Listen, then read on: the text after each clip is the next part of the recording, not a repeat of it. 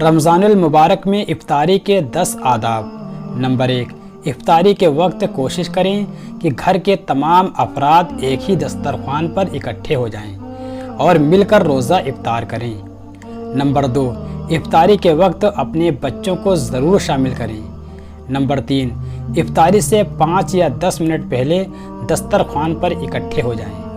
Number 4، روزہ افطار کرنے سے پہلے دعا ضرور مانگیں کیونکہ یہ قبولیت کے لمحات ہوتے ہیں۔ نمبر 5، اپنی دعاؤں میں تمام مسلمانوں کو یاد رکھیں اور سب کی مغفرت کی دعا کریں۔ نمبر 6، روزہ افطار کرنے کے لیے کھجور کا استعمال کریں اور کھجور نہ ہو تو پانی سے روزہ کھولیں۔ نمبر 7، روزہ افطار کرتے وقت صبر اور حوصلے سے کام لیں۔ نمبر 8، روزہ افطار کرنے کے بعد بہت زیادہ کھانے سے گریز کریں۔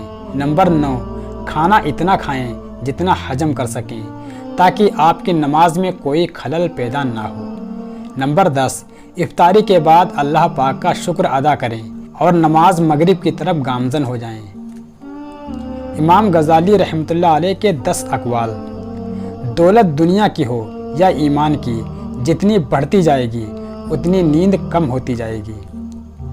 بازار کے اندر ذکر الہی میں مشروب شخص مردوں میں زندے کے جیسا، مغروروں میں غازی کے جیسا اور خشک درختوں میں سرسبز کے جیسا ہے۔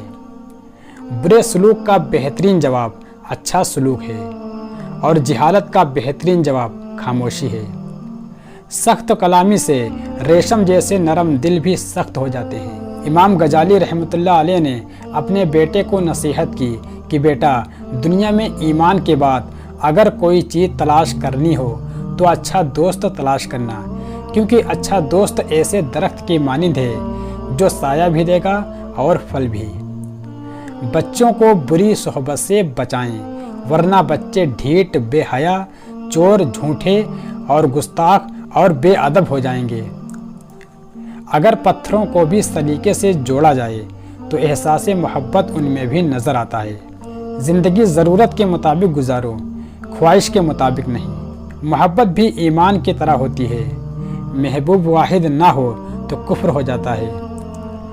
2 آدمیوں کا پیٹ کبھی بھی نہیں بھرتا، ایک طالب علم کا اور دوسرا طالب مال کا۔